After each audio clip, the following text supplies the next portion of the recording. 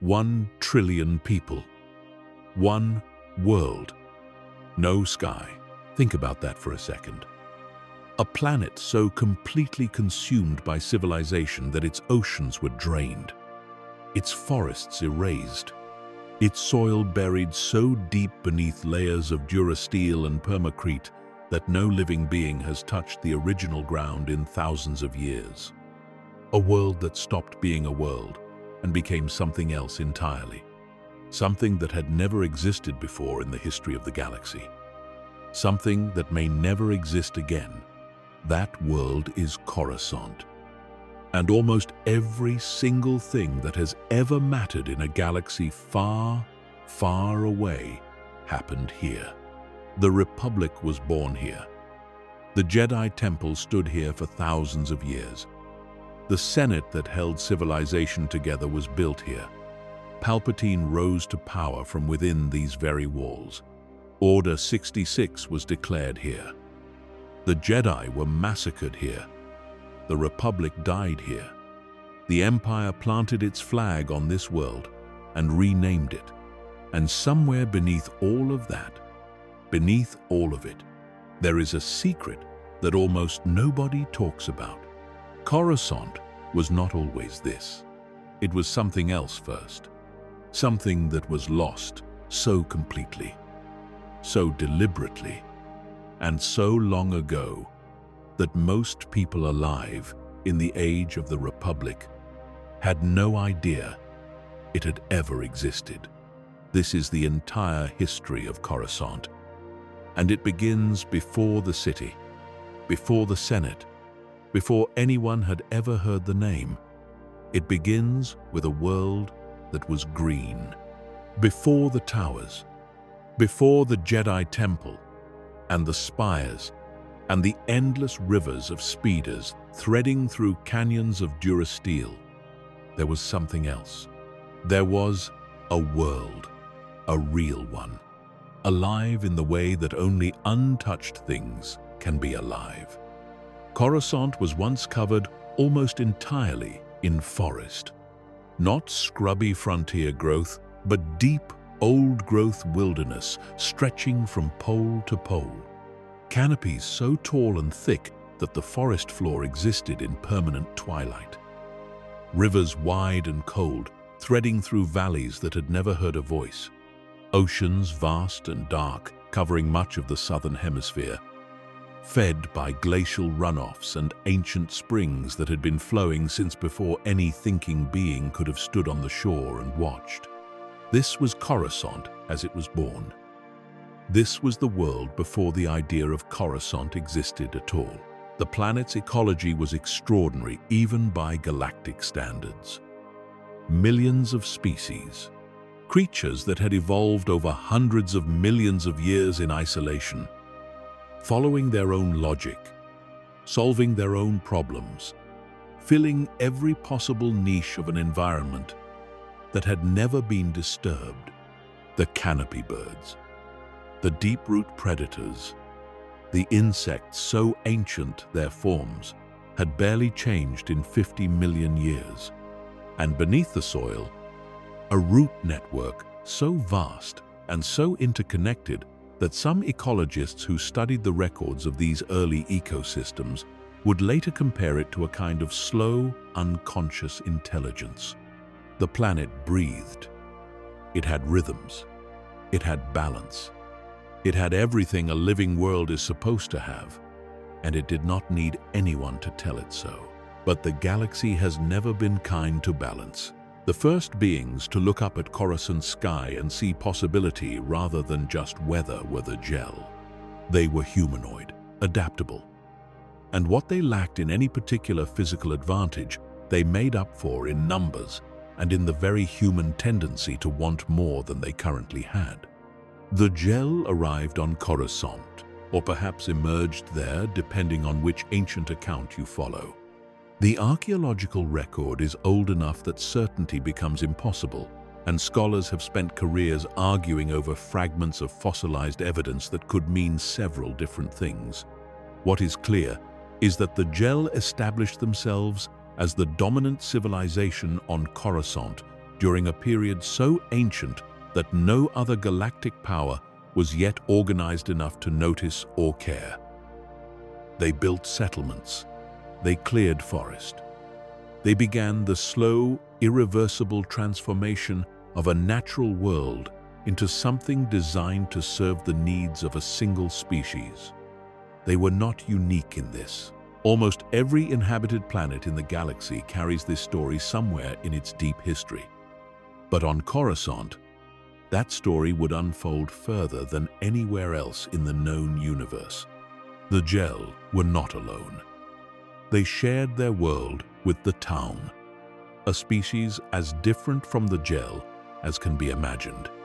Where the Gel were numerous and civic-minded, the Taung were warriors, fierce, disciplined, organized around a martial philosophy that saw conflict not as a failure of diplomacy, but as the primary means by which strength could be demonstrated and respect earned.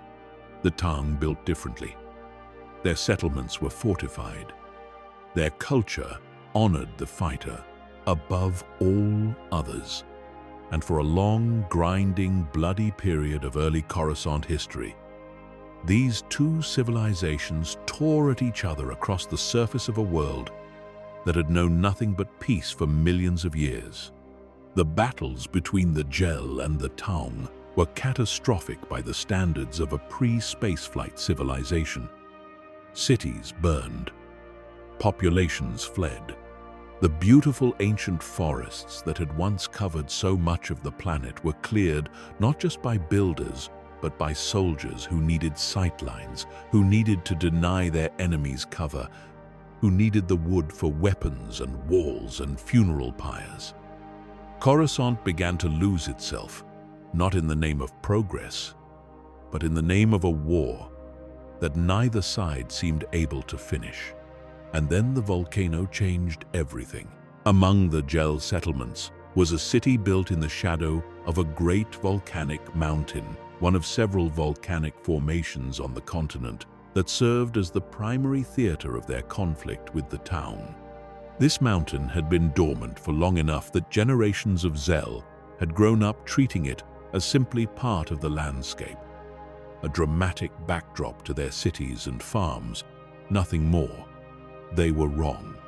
The eruption, when it came, was catastrophic on a scale that dwarfed anything the war had produced. The ash cloud that rose from that mountain was so immense that it blocked out the sun across vast regions of the planet. Crops failed. Temperatures dropped. The Gel settlements closest to the eruption were buried entirely or consumed in pyroclastic flows that moved too fast for evacuation. The human cost was staggering. The Gel, already engaged in a grinding war, found themselves simultaneously fighting an enemy and surviving a natural disaster of geological fury. For the Taung, this was the moment. With the Gel in disarray, with ash still falling like grey snow across the battlefields that had defined their lives for generations, the Taung pressed their advantage. They drove the Gel back. They took territory. And when the dust, quite literally, began to settle, it was the Taung who stood as the dominant force on Coruscant. They would not stay long. The Gel regrouped, and the war resumed. And eventually, the tables turned again. The Taung were defeated and driven from Coruscant entirely, sent out into the galaxy to forge a new identity. In time, they would become something legendary. The Mandalorians. That story belongs to another night. But their origin, their earliest identity, their first sense of themselves as warriors defined against an enemy, all of it was forged on this world, on Coruscant, in forests and ash clouds and battles that no one alive would remember. What the Taung left behind when they were driven away was a planet in Gel hands. And the Gel built. They kept building. Century after century, generation after generation, they raised cities where forests had been and towns where rivers had once run clear, and eventually they began building on top of the cities they had already built because the land was full and the population kept growing and there was simply nowhere left to go but up. This is how it started. Not with ambition, not with vision, not with any grand plan to transform a world into something unprecedented in galactic history. It started with ordinary people who needed somewhere to live and chose to build on top of what was already there, rather than tear it down and start over. The layers began to accumulate, and Coruscant began its long journey toward becoming something that had never existed before. Thousands of years passed. The gel became something different, absorbed into broader galactic civilization as hyperspace travel opened the galaxy and brought different cultures into contact with one another. The planet they had built upon changed names in the memory of different peoples who encountered it. Some called it by sounds that don't translate. Some called it the city world, because by the time contact was made with the wider galactic community, that description was already beginning to feel accurate. The forests were gone, not entirely, not yet, but mostly. The oceans were shrinking, drained deliberately in some regions to make room for foundations and infrastructure, disappearing in others as the runoff from industry and construction altered the water cycle so profoundly that natural precipitation could no longer sustain them. The planet was committing to a direction it could not reverse. There is a particular kind of sadness in watching something become what it was always going to become. Coruscant was becoming a city, entirely, completely, irreversibly, and it would take thousands more years to finish the process. But the outcome was never really in doubt once the first foundations were laid on the last open ground. The name Coruscant itself came into common usage through contact with the wider galaxy. It captured something true about the world. From orbit, particularly at night, the planet shimmers. Not with natural light, the way a world with bioluminescent oceans might shimmer, but with artificial light. Billions upon billions of lights from buildings and traffic and industrial facilities and entertainment districts and landing pads and windows stretching from horizon to horizon, from pole to pole. A planet that never sleeps because it is too full of living things to ever go quiet. Coruscant, seen from a ship dropping out of hyperspace for the first time, looks like a jewel, a thing of genuine beauty. If you don't think too long about what had to be lost to create it. Early galactic civilization recognized Coruscant's potential almost immediately. A planet at a relatively central location in the known galaxy, already fully developed, already possessed a vast infrastructure, already home to an enormous and sophisticated population. When the early republic began to take shape, when the first tentative agreements were signed between systems that had never previously needed to coordinate their laws or their trade or their definitions of justice, the question of where to put the capital was not actually that difficult. It had to be somewhere. It had to be somewhere with the infrastructure to handle the volume of ships and diplomats and bureaucrats that a galactic government would require. It had to be somewhere with enough cultural neutrality that no single member system felt the capital was tilting in favor of their rivals. And it had to be somewhere that felt instinctively like the center of things. Coruscant was all of these at once. The Republic chose it, and in choosing it, sealed both its own fate and the planet's. The Senate building rose in the early years of the Republic an immense structure in the center of the Federal District that would become the symbolic heart not just of Coruscant, but of galactic civilization itself. Its design was deliberate in every detail. The great rotunda at its center could accommodate thousands of senators simultaneously, each delegation hovering in a repulsor lift pod, arranged in a vast circular formation around the speaker's platform at the middle. The geometry of the building said something important, something that the Republic's founders wanted to say clearly. Every system present is equidistant from the center. Every voice speaks from the same level. Every senator looks across the room and sees their colleagues across the aisle, not above them or below them, but exactly level. This was, of course, an aspiration rather than a reality. But aspiration matters. The shape of a room can shape the way its occupants think, even when they believe they are thinking only about practical politics. Around the Senate district, the city organized itself in ways that made sense given the gravitational pull of power. Diplomatic enclaves arose in the neighborhoods nearest the Senate complex, each system maintaining a presence on Coruscant that served as both embassy and intelligence-gathering post, since the distinction between those two things has always been largely one of emphasis. Hotels and residences for visiting dignitaries filled entire city blocks.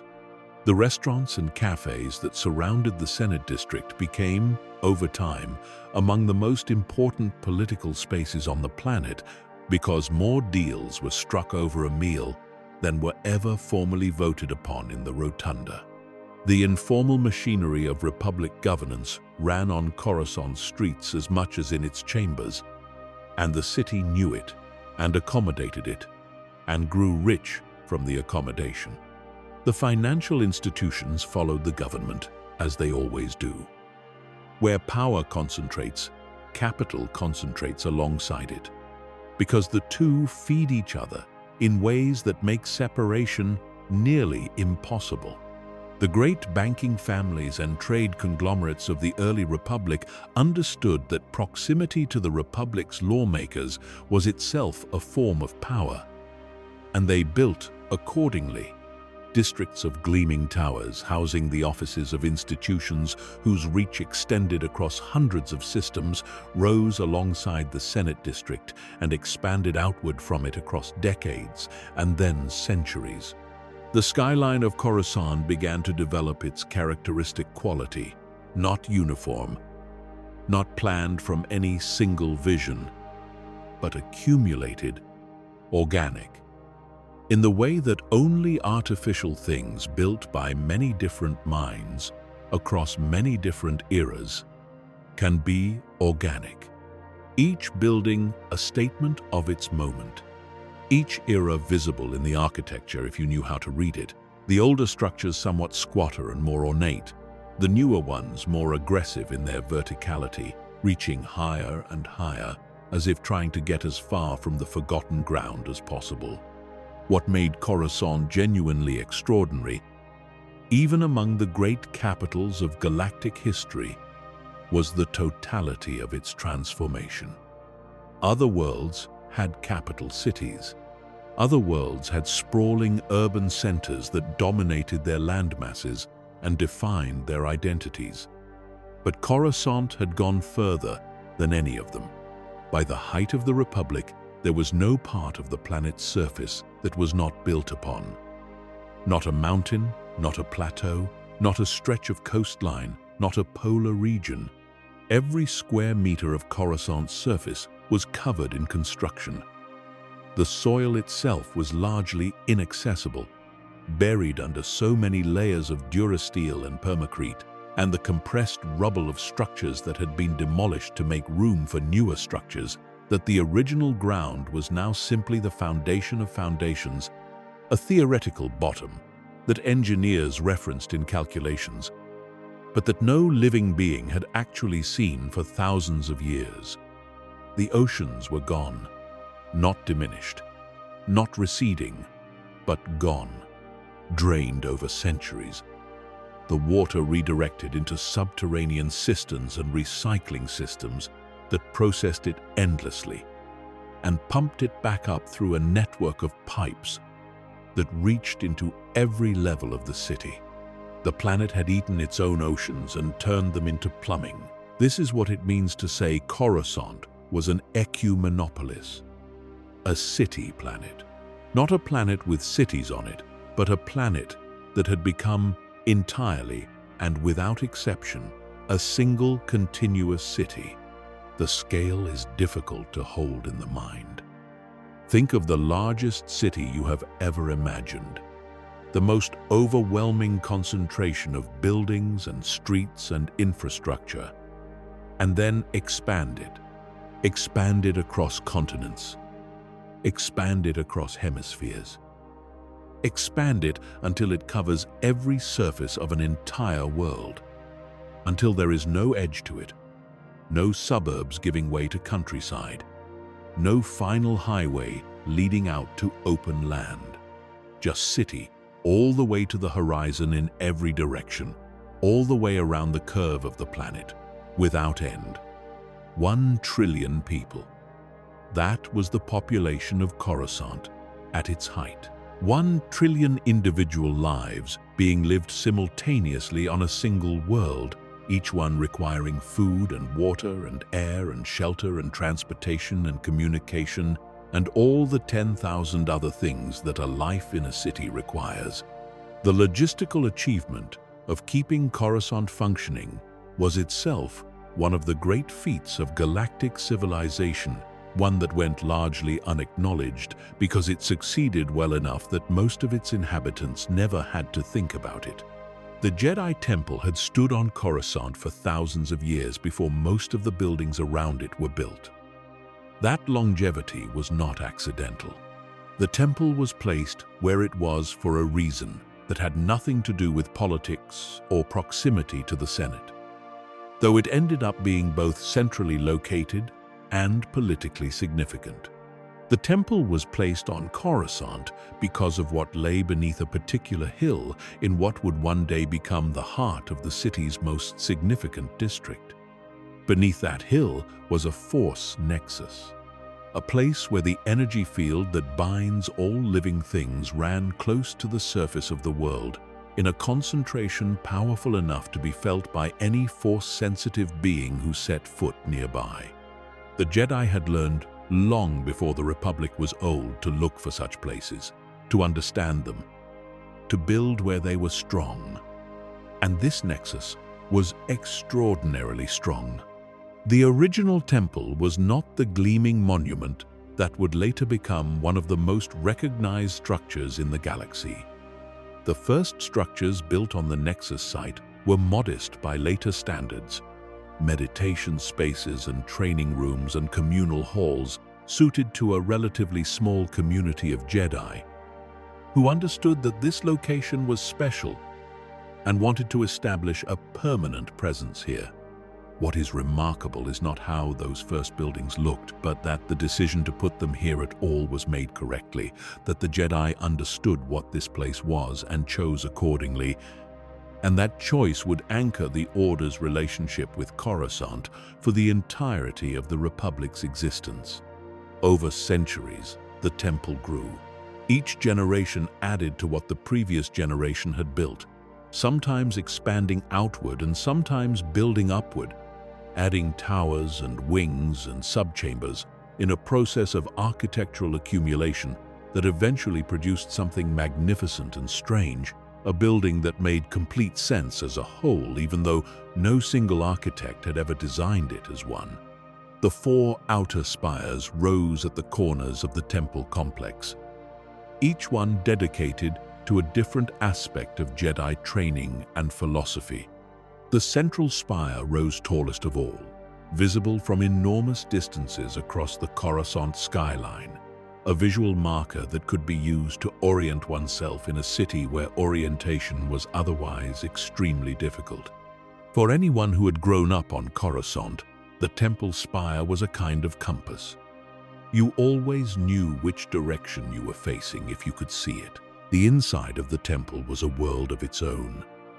The Jedi archives occupied an entire wing of the complex and represented one of the most comprehensive collections of knowledge in the galaxy.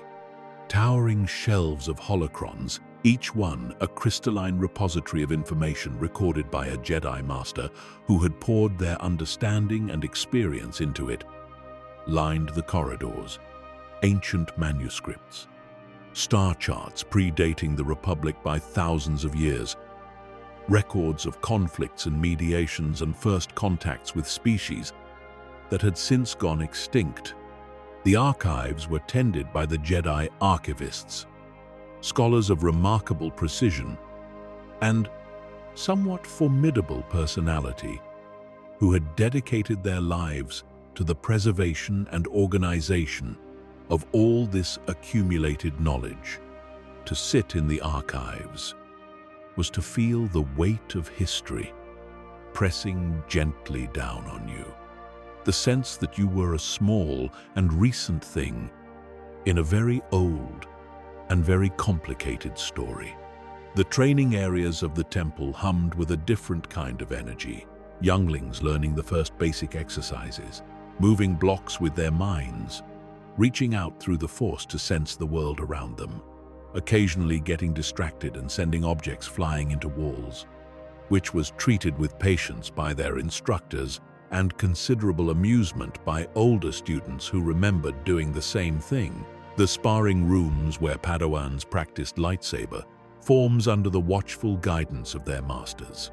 The meditation chambers where Jedi of all ranks came to be still, to listen to the Force, to work through the complicated moral questions that their work constantly generated, because the work of a Jedi was never simple, and the temple was the place where the difficulty of that work could be acknowledged and addressed rather than simply pushed aside in the name of the next mission. The Jedi High Council met in the circular chamber at the peak of the central spire. 12 seats arranged in a ring, each one occupied by one of the most powerful and experienced Force users in the Order. The view from that chamber was extraordinary. You could see the Republic across the skyline of Coruscant, the Senate building in the distance, the layers of the city cascading away in every direction.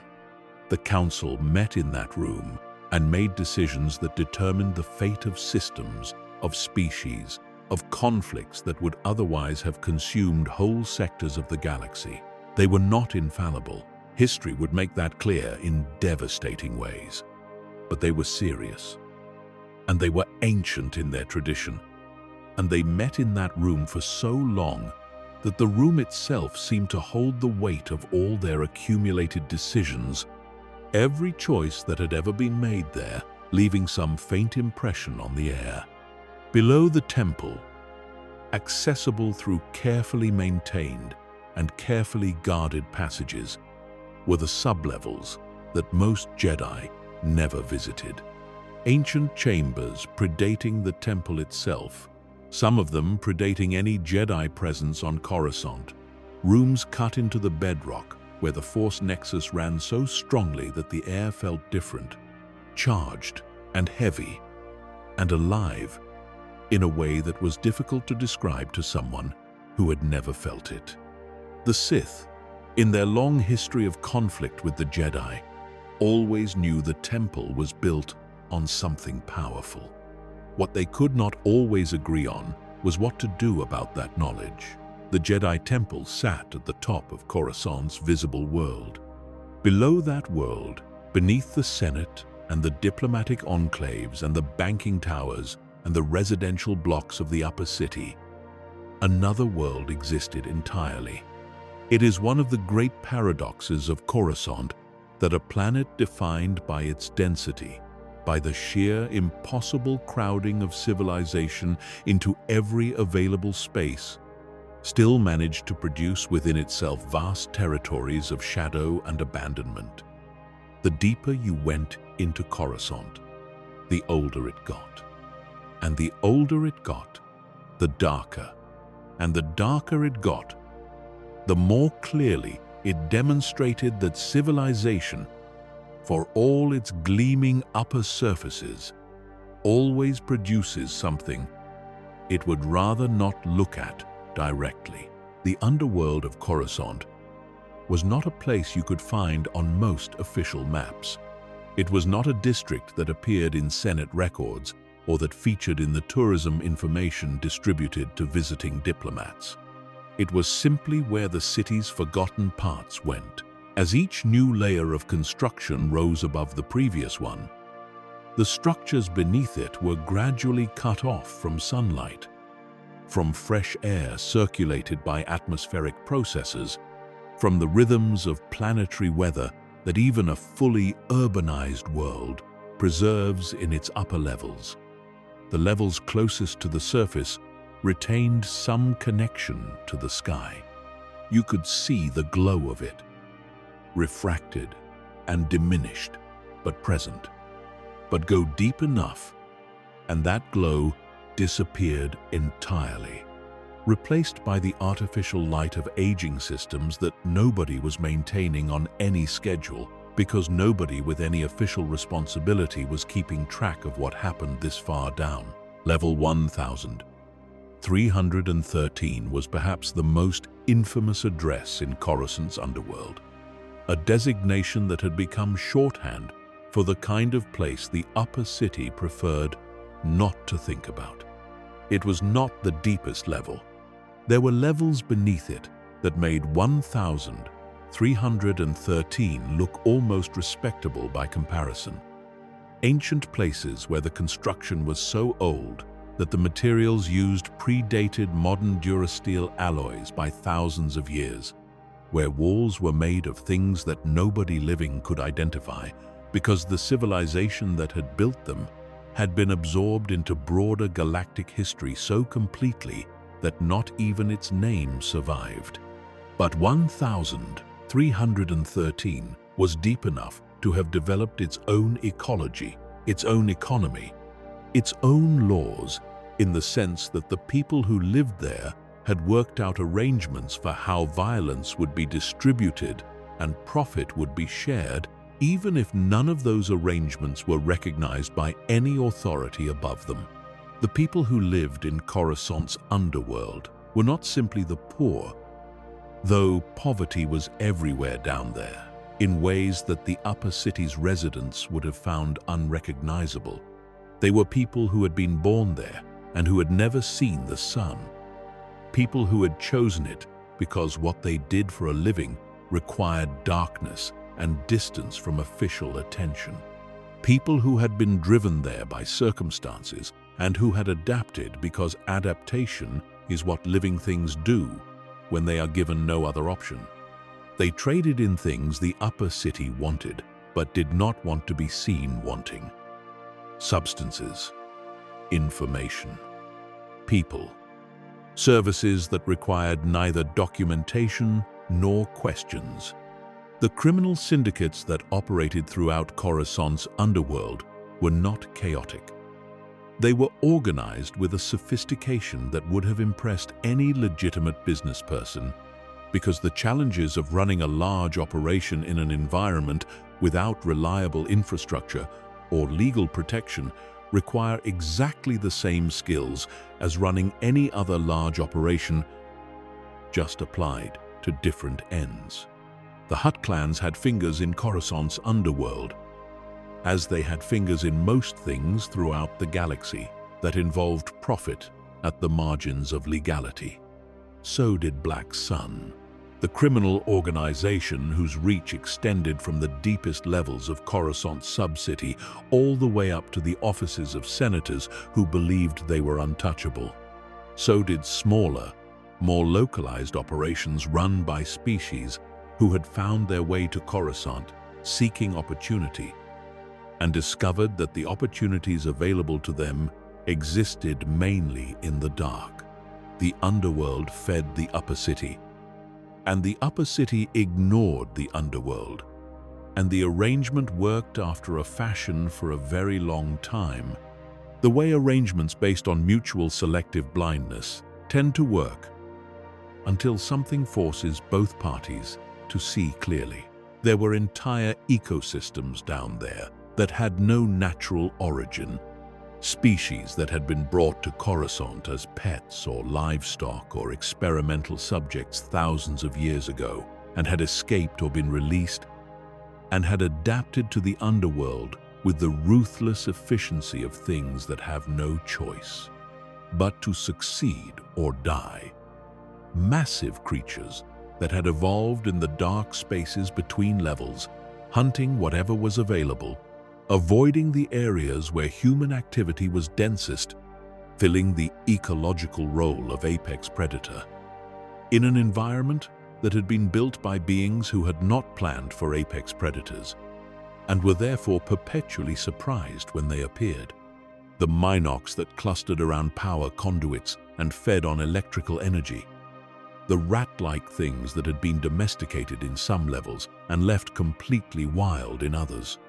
The nameless things in the oldest sublevels that moved in groups and had learned to be quiet when they heard footsteps. Life finds the gaps. That is what Coruscant's underworld demonstrated in miniature.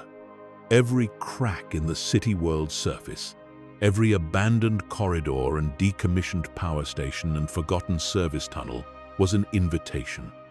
Something had always accepted it. Above all this darkness, the Republic at its height was genuinely beautiful. Not in every detail, not without its corruption and its inefficiencies and its slow institutional rot that would eventually create the conditions for everything that followed. But in the broad strokes, in the feeling of walking the upper levels of Coruscant during the centuries when the Republic was stable and prosperous and still believed in itself, there was something that justified the grandeur of the place. The skylanes of Coruscant were among the great spectacles of the galaxy. Streams of airspeeders and transports moving through designated altitude corridors managed by the planet's comprehensive traffic control systems, each lane flowing with its own internal logic. Tens of thousands of vehicles in motion simultaneously above any given district. The aggregate effect, a kind of organized kinetic ballet that never quite stopped and never quite faltered.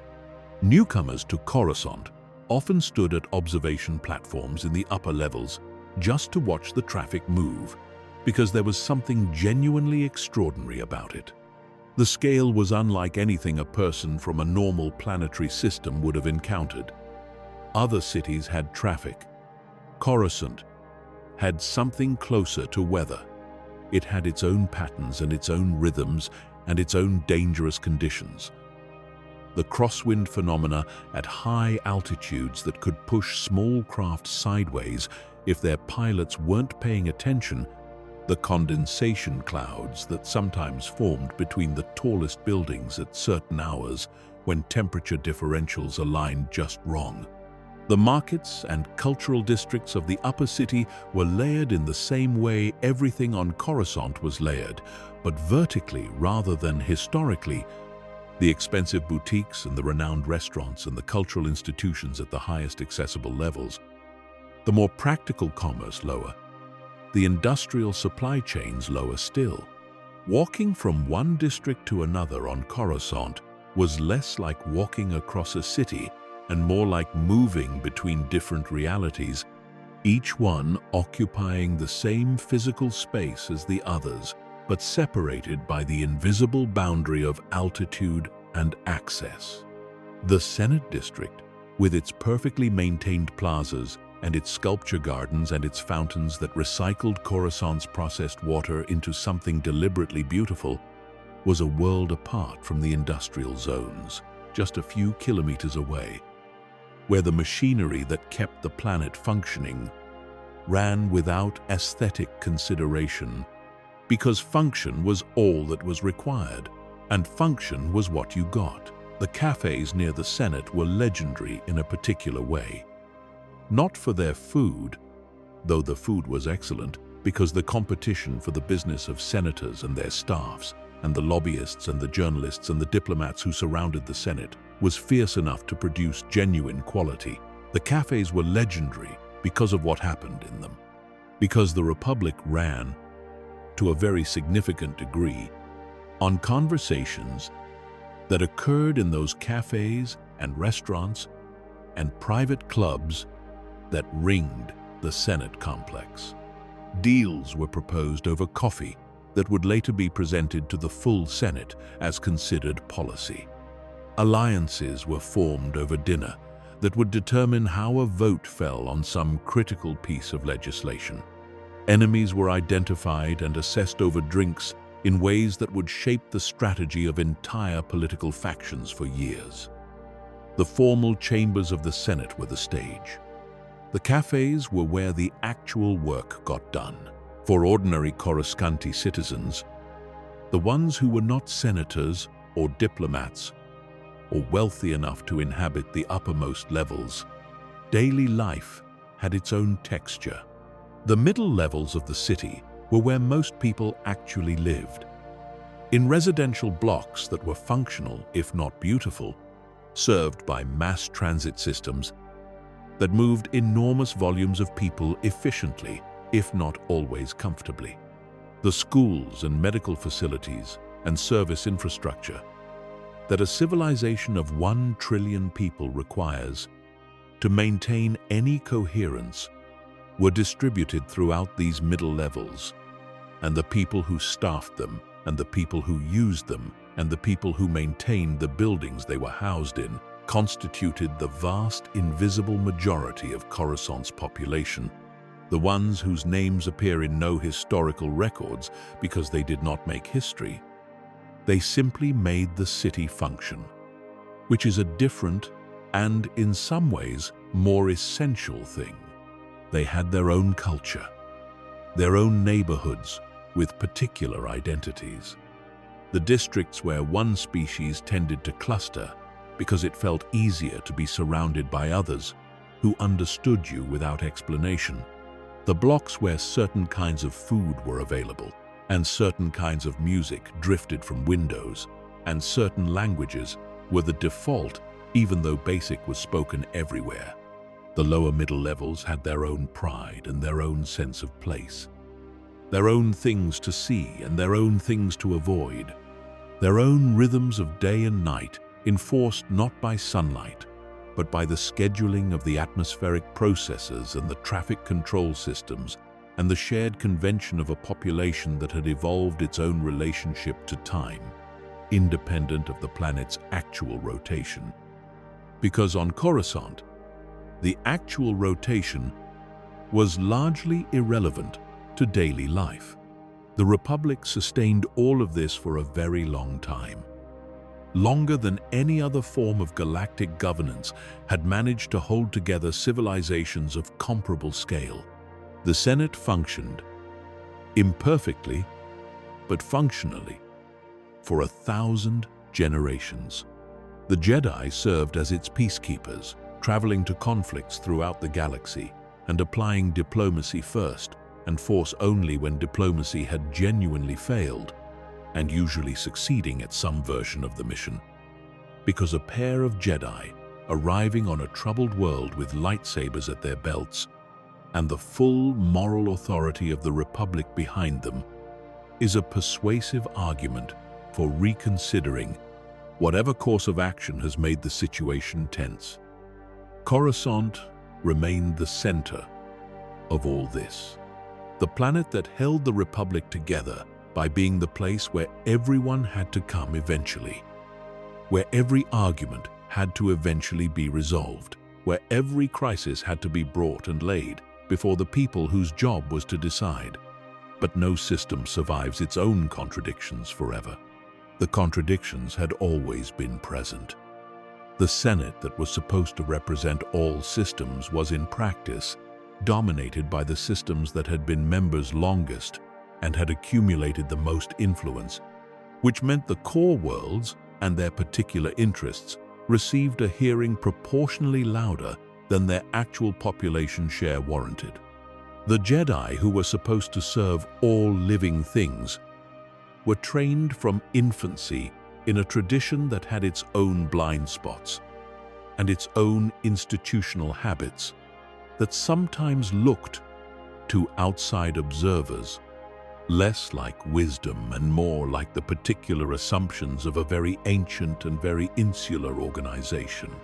The commerce that made the Republic prosperous also made its wealthy members enormously powerful in ways that translated directly into political influence that was not technically legal but was absolutely practiced. None of these contradictions were new. They had existed in one form or another for centuries. But in the final decades of the Republic, they became acute.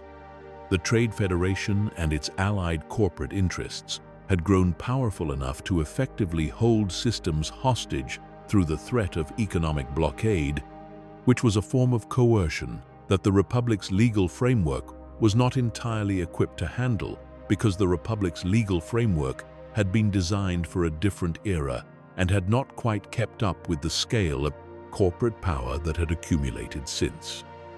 The Senate had become simultaneously larger and less decisive. The rotunda, packed with thousands of delegations, each with their own interests and priorities, and the collective result was a body that moved very slowly toward any decision and very quickly toward the kind of political paralysis that allowed problems to fester past the point where they could be resolved cleanly. And then there was Palpatine. Senator Sheev Palpatine of Naboo, who arrived on Coruscant as a representative of a small, peaceful, largely agricultural world, and who within a few years had established himself as one of the most effective political operators in the Senate. His rise was the kind that rewards retrospective examination because, in retrospect, the pattern is visible in a way that it was not at the time. The patient accumulation of goodwill and obligation, the careful positioning as a reasonable moderate who could work with all sides, the reputation for integrity that was built precisely to be spent later. Palpatine was charming. He was thoughtful. He listened well and spoke clearly, and never seemed to be pursuing anything beyond a genuine desire to see the Republic function better. The Senate loved him for these qualities. The Senate was not wrong to recognize them. It was simply wrong about what they were for, what nobody on Coruscant knew, what nobody in the Senate suspected, what even the Jedi Council, with all their collective wisdom and Force sensitivity, failed to see clearly for far too long, was that Palpatine was Darth Sidious, the Dark Lord of the Sith, the latest heir of an ancient tradition of darkness that stretched back thousands of years to the first fallen Jedi, who had discovered that power felt different when it was taken rather than earned. Sidious had spent decades preparing his ascent. He had positioned himself on Coruscant specifically because Coruscant was where it had to happen, where the Republic's government lived, where the Senate could be manipulated, and the Jedi could be watched, and the machinery of civilization could be seized when the moment was right. He sat in the Senate and voted and spoke and cultivated relationships and built his reputation while simultaneously, through the identity of Darth Sidious, he orchestrated crises that he would then, as Palpatine, be perfectly positioned to respond to.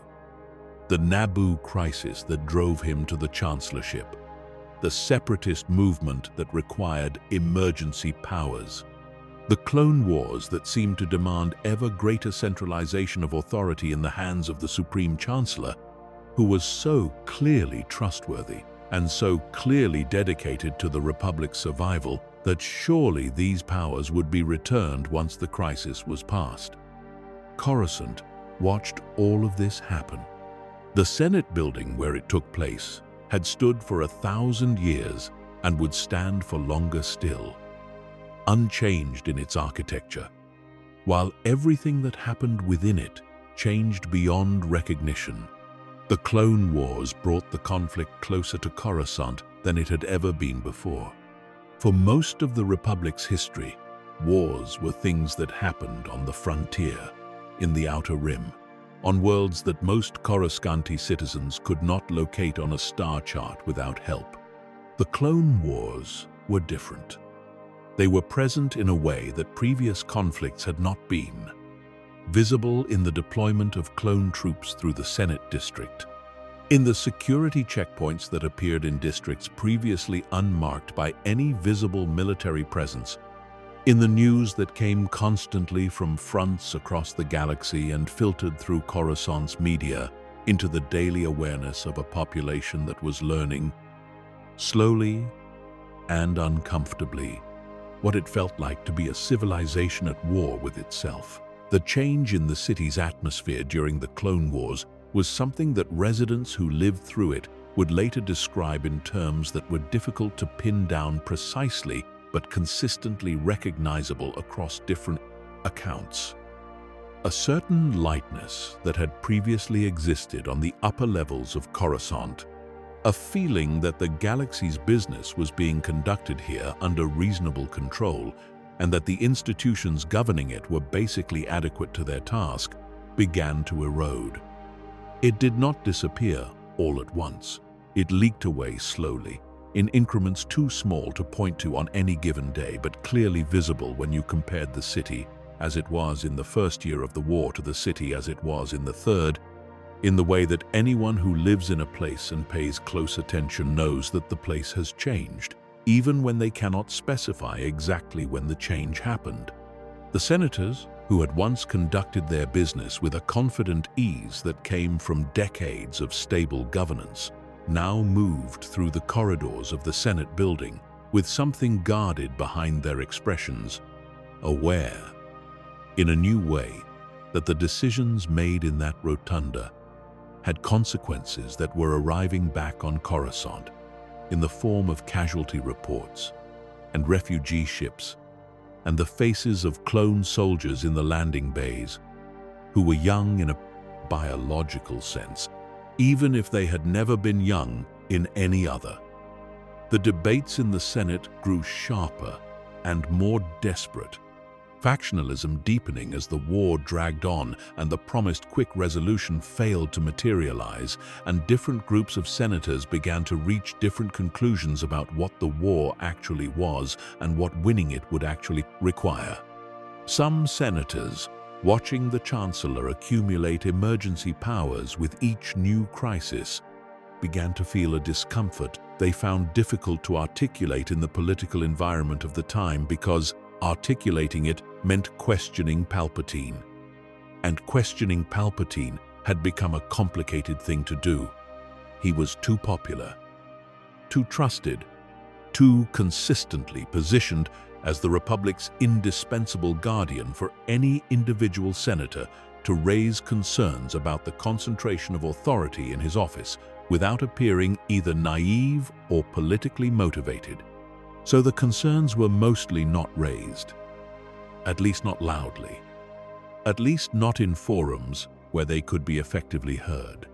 They circulated in whispers in those Senate district cafes, in private messages between senators who had known each other long enough to trust each other with honesty, in the careful and ambiguous language of diplomatic correspondence between system governments that were watching the war and wondering what exactly they had signed on to when they pledged their support.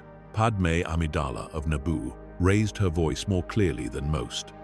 She had arrived on Coruscant first as queen, then as senator, and she had spent years in the Senate, developing an understanding of its machinery and its people that was precise and unsentimental.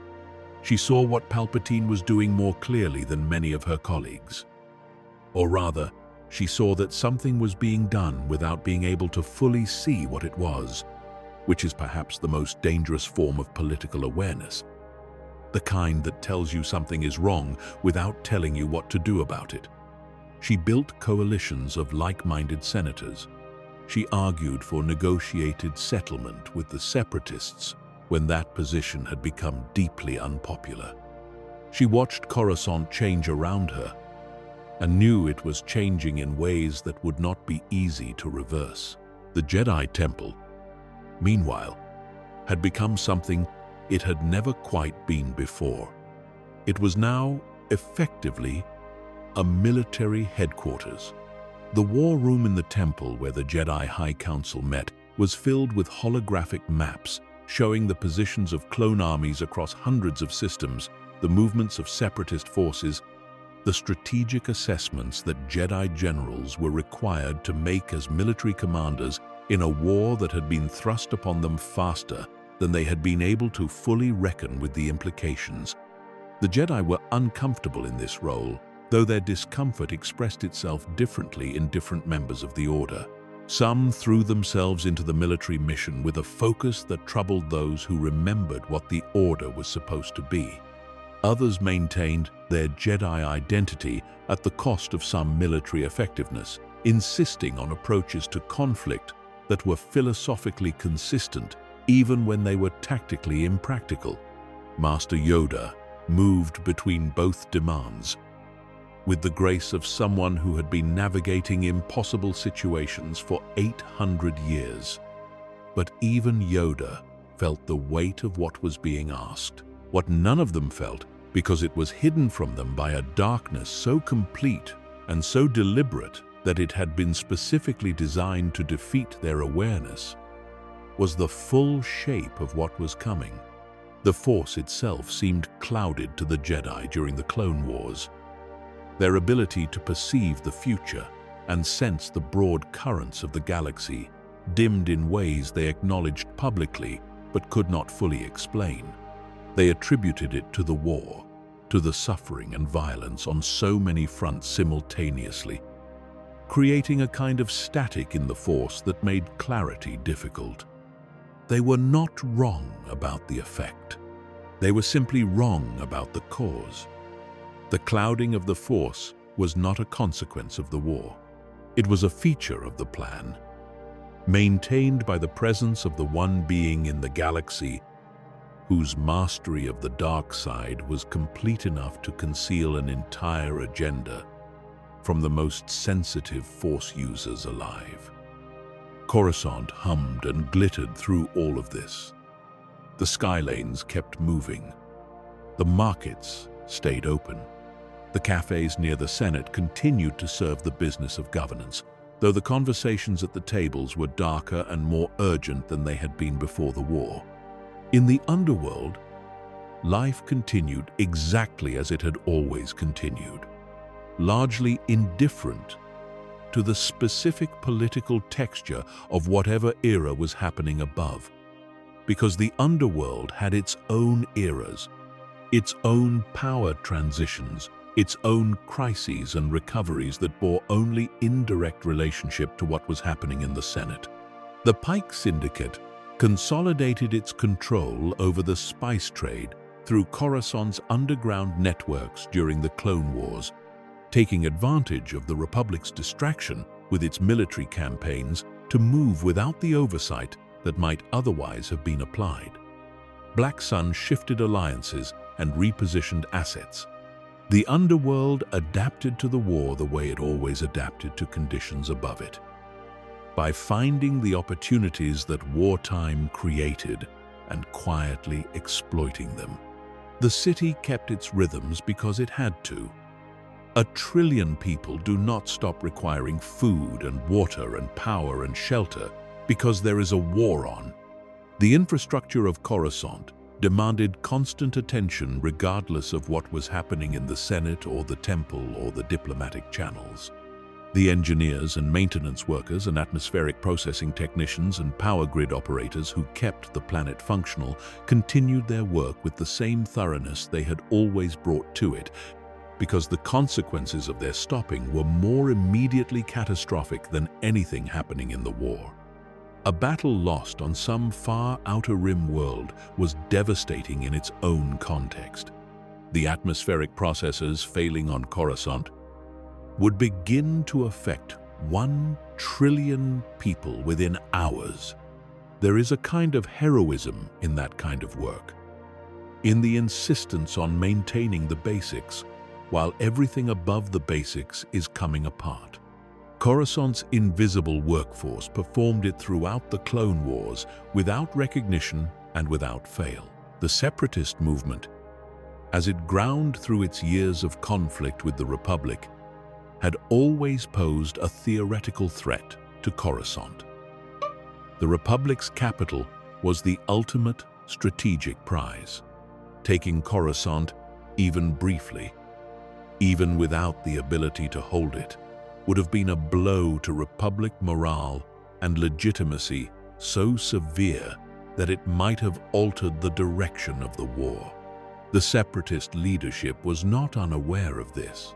General Grievous, the cyborg commander who had been trained in lightsaber combat by Count Dooku and who had built a reputation throughout the war as one of the Republic's most effective and most feared opponents, had spent time considering the problem of Coruscant. The planet was deeply defended, its orbital presence maintained by a significant Republic naval force, its surface protected by planetary shields and anti-aircraft systems, and the simple fact that an army capable of occupying a world of 1 trillion people would need to be of an almost impossible size. An occupation of Coruscant was not a realistic war aim, but something short of occupation, something spectacular and targeted and deeply humiliating to the Republic, was a different kind of possibility entirely. The plan, when it came, was audacious in the way that only plans born of desperation and brilliance in equal measure can be. It was not a plan to conquer Coruscant. It was a plan to wound it in a way that would never be forgotten. And it came at a moment that Coruscant was not prepared for, even though Coruscant had been preparing for it for years, because the specific form and timing of the attack was so unexpected that the preparation proved inadequate. The war was about to arrive at the center of everything. Coruscant was about to learn what it felt like to be not just the place where war was managed, but the place where it was fought, and nothing would be quite the same again after the fires were visible from the sky lanes and the battle spread across the space above the planet's gleaming surface, and the people who had believed themselves to be safely distant from the violence discovered that there was no such thing as a safe distance when the enemy was willing to bring the battle to where you lived.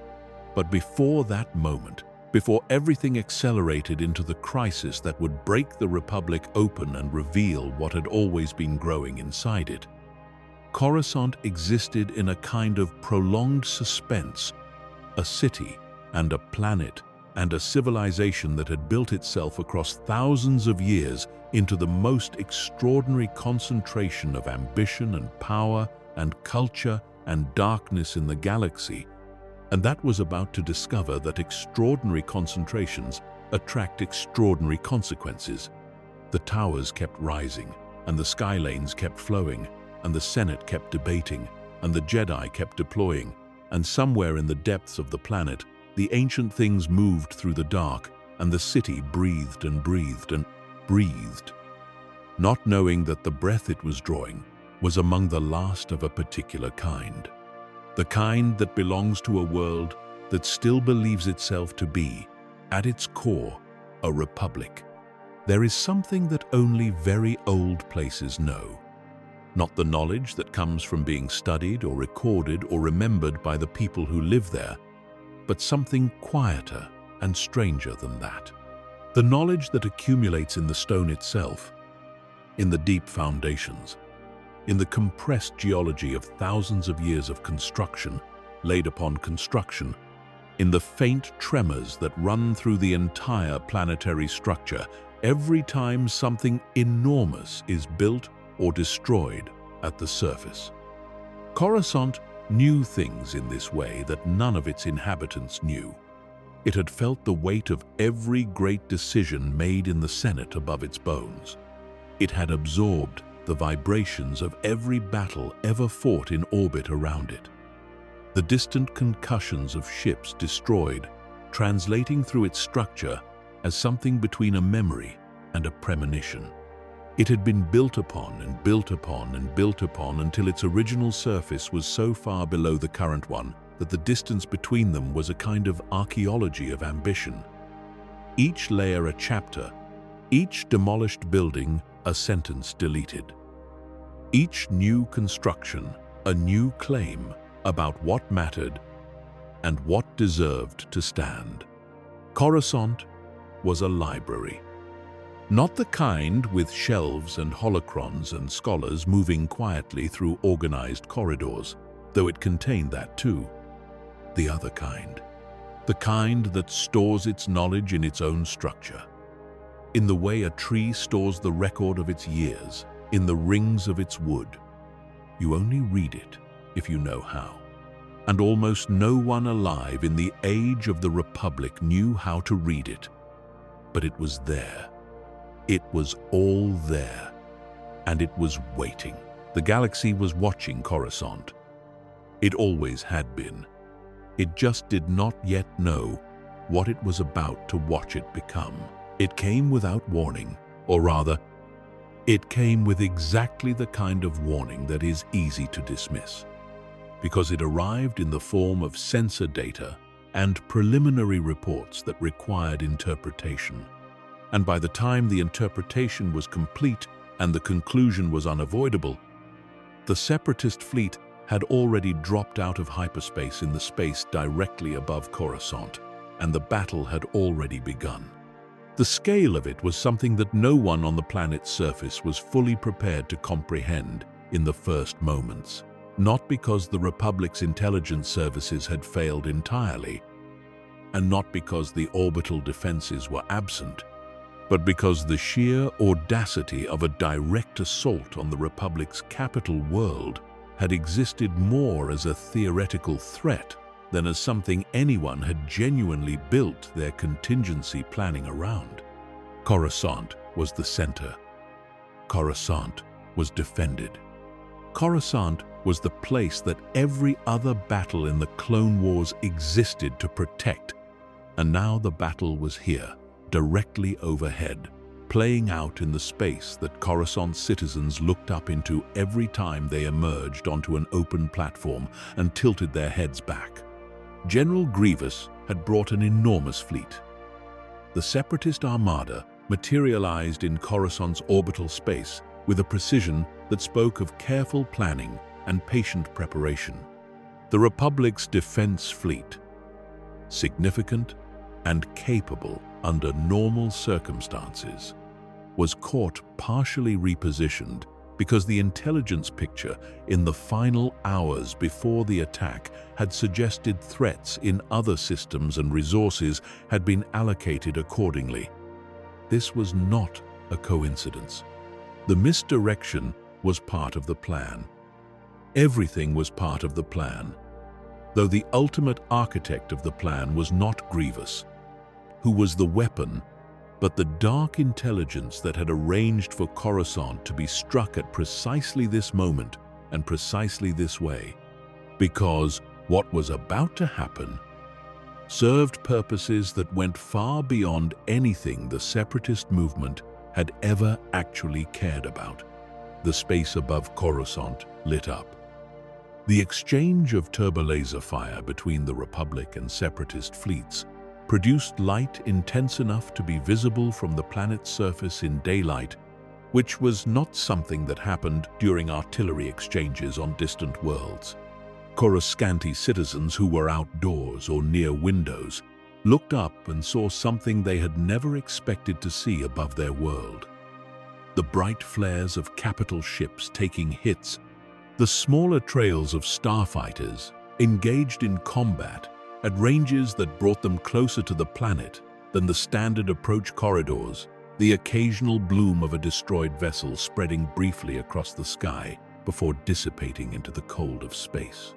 It was beautiful and terrible in equal measure. The way things that are genuinely dangerous sometimes are when viewed from a sufficient distance. The surface of the planet did not remain calm.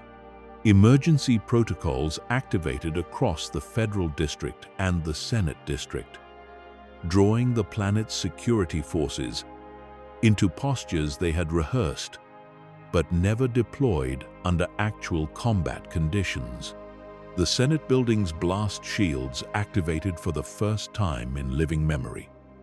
The Jedi Temple went to full alert, the senior Jedi present coordinating with Republic Military Command, while the Council chamber above them tracked the battle's progress through holographic displays that refreshed with each passing second. The residential levels of the city received emergency broadcasts instructing citizens to move away from windows and upper observation platforms, which most of them ignored because the spectacle unfolding overhead was unlike anything any living person had witnessed, and the instinct to watch was stronger than the instinct to shelter. Grievous was not there to win the space battle. That distinction matters enormously, and was not obvious in the chaos of the engagement's opening phase. A commander who arrived at Coruscant with the intention of defeating the Republic's orbital defense fleet would have organized his assault differently, brought different resources, prioritized different targets. What Grievous had come for was something much smaller in physical terms and infinitely larger in symbolic ones. He had come for a single person. Supreme Chancellor Palpatine, the most powerful individual in the Republic's government, was on Coruscant. The plan was to take him, to carry him away from his capital, away from the protection of the Jedi and the Republic military, and use him as leverage of a kind that no previous hostage in galactic history had provided, because no previous hostage had been the Republic itself. The operation to reach Palpatine and extract him from the Senate district was carried out with the kind of violence that Grievous had made his professional signature. Fast, efficient, calibrated to accomplish the objective with minimal time spent in close contact with the Jedi, who would inevitably respond. The Chancellor's guard was overwhelmed. Palpatine was taken.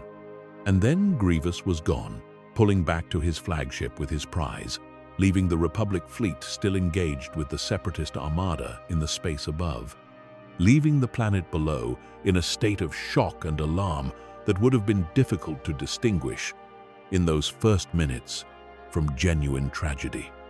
What nobody knew, not the Senate, not the Jedi, not the Republic admirals directing the orbital defense from their command ships, was that Palpatine wanted to be taken, had, in fact, arranged to be taken. The apparent vulnerability that Grievous had exploited was not a failure of security planning. It was an invitation. What was about to happen aboard Grievous's ship? The confrontation between the captive Chancellor and the Jedi sent to rescue him was a scene that had been scripted by Darth Sidious with a care that went beyond military strategy into something more like theater. The outcome was not inevitable in every detail, but was inevitable in its broad shape, because Sidious had spent decades arranging for exactly this configuration of pieces on the board. The rescue would succeed, and in succeeding, it would accomplish something Sidious had been working toward for much longer than the Clone Wars had existed. Anakin Skywalker and Obi-Wan Kenobi flew through the battle above Coruscant and landed on Grievous's flagship in what was genuinely one of the most daring operations of the entire war. The space around them was catastrophic. Capital ships exchanging fire, debris from destroyed vessels creating navigational hazards that would have turned most pilots back, and they flew through it with the focused calm of people who had done impossible things enough times that the word impossible had lost some of its original meaning. They reached Palpatine. They confronted Count Dooku in the very throne room where the Chancellor was held. And in that room, in a fight that was real in every physical sense, even if its ultimate purpose served a design that only Sidious understood, Dooku was killed. Anakin Skywalker killed him. Not in the heat of desperate combat, but in the cold moment after the fight was decided, when Dooku was on his knees, and the choice was execution or restraint, and Palpatine's voice was in Anakin's ear, urging him to do what the Jedi Code said he should not do. He did it anyway. And something changed in that moment. Something small and significant and irreversible. A crack in the foundation of who Anakin Skywalker believed himself to be. They returned to Coruscant. Grievous escaped into the galaxy. The battle above the planet wound down as the Separatist fleet, having accomplished its primary objective and lost it, had no further strategic reason to maintain the engagement and began to disengage. The space above Coruscant cleared slowly, the debris of the battle remaining as a kind of litter in the orbital lanes that would take time to clear, but the firing stopped, and the crisis appeared to be over, and the planet exhaled. Emergency protocols stood down. The Senate resumed its business. Palpatine returned safely to his office, and his Chancellor's chair received the galaxy's gratitude with the gracious humility that had always been his political signature, and absolutely nobody who mattered was thinking clearly about the fact that the Separatist fleet had managed to reach Coruscant at all. That the most heavily defended point in the galaxy had proven briefly penetrable, that the Chancellor of the Republic had been physically removed from his capital and only recovered through the action of 2 Jedi who had not been supposed to be in that particular battle at all. The weeks that followed the Battle of Coruscant were the last weeks of the Republic, though no one knew them as that yet. They felt like the beginning of an ending. The war seemed to be approaching its final phase. Grievous had been located, and a campaign was being prepared, and the mood on the planet was a complicated mixture of exhaustion and cautious optimism that the long crisis might be approaching its conclusion. The Senate continued its debates. The Jedi continued their deployments. Palpatine continued his patient work, visible to everyone as the indispensable leader of a civilization under stress, invisible as the being who was about to do something that had no precedent in the entire history of the Republic. Anakin Skywalker was on Coruscant during these weeks. He was not supposed to be, exactly. He was a general with active campaigns requiring his attention. But Palpatine had requested his presence, and the dynamic between the Chancellor and the young Jedi had always been complicated by the fact that Palpatine had known Anakin since childhood and had cultivated a relationship with him that went far outside the normal boundaries of a political leader's interaction with a military officer. They met. They talked. Palpatine told Anakin things that were true in ways Anakin could not immediately verify and could not afford to dismiss, because the things he was being told connected to fears that had been building in him for months, fears about loss and death, and the inadequacy of the Jedi's teachings to protect the people he loved from the futures he kept seeing in his dreams. The Jedi Council, watching Anakin and watching Palpatine, felt the wrongness of the situation without being able to articulate it in terms that didn't come across as political or personal, rather than genuinely spiritual. They had their own information about Palpatine, gathered through channels they could not yet verify, pointing toward a possibility so extreme that voicing it required absolute certainty they did not yet have. They were close. They were almost there, and they were not quite fast enough in the end, by a margin so small that it can still feel, in the retelling, like the kind of thing that should have been avoidable. The night that changed everything began with a revelation in Palpatine's office and ended with fire visible from across the Coruscant skyline. Between those two events, the history of the galaxy turned on its axis in a way it would not recover from for a generation. Palpatine revealed himself to Anakin Skywalker, not his identity as a Sith, not in those exact words, but the essence of what he was. He offered Anakin what the Jedi had told him did not exist: the power to prevent death, the knowledge to keep Padme alive. And he offered it in the same voice, with the same manner, with the same apparent concern for Anakin's well-being that he had been using for a decade to build the trust of the most powerful Force user of his generation. Anakin went to the Jedi. He told Mace Windu what he knew, and Mace Windu went to Palpatine's office with 3 of the finest Jedi Masters alive to do something that had not been done in 1,000 years: to confront and arrest a Sith Lord who held the highest office in the Republic. The confrontation was brief and catastrophic. Palpatine, who had been waiting for exactly this moment, who had wanted it to happen in precisely this way, dispatched 3 of the 4 Jedi Masters before Mace Windu had time to do anything but register what he was facing.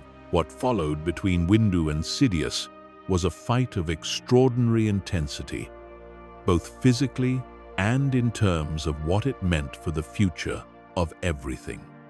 It ended with Anakin's intervention. It ended with Anakin making a choice that he would spend the rest of his life unable to fully reckon with: saving Palpatine and condemning Windu, stepping across a line that, once crossed, could not be uncrossed. It ended with Palpatine looking at Anakin Skywalker across the smoking ruin of that moment and speaking the words that completed the process that had been underway for years. "You are now Darth Vader." The temple burned that night. Anakin, now Vader, led the 501st Legion of clone troopers through the gates of the Jedi Temple on Coruscant. And what happened inside those ancient halls was a massacre of a particular kind of horror, the destruction not just of people, but of a tradition, of a philosophical legacy, of thousands of years of accumulated knowledge and practice, and the patient transmission of something the galaxy would desperately need in the years that followed and would not have. The troopers moved through corridors that Jedi had walked for millennia, past murals depicting ancient battles and moments of wisdom, past the archives where holocrons recorded the knowledge of 1,000 masters, and they did not stop. The younglings who had not been evacuated, who had not been warned, who encountered Vader in the temple's interior and looked up at him because he was someone they knew, because he was someone the Order had trusted. They did not stop.